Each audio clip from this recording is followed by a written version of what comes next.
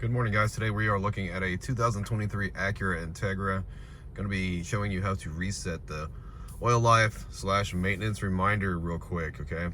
On your steering wheel, you have this wheel button right here on the right, and we're going to be using that, and we'll be using the right side of the gauge cluster, okay? We're going to use the wheel, and we're going to scroll up till we get to vehicle settings, and you're going to push the wheel in, okay? That is like the OK button.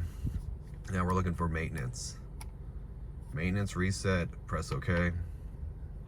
And when you get to this menu here, you can actually choose which maintenance item you want to reset. But if you have one of them that's flashing on the dash that says it's due, go ahead and select all due items and hit OK. And that will reset the maintenance item that needs to be reset, that you've already had your maintenance done on. If the video was helpful, do me a favor, hit the thumbs up button, and please hit the subscribe button. I'll catch you guys in the next one.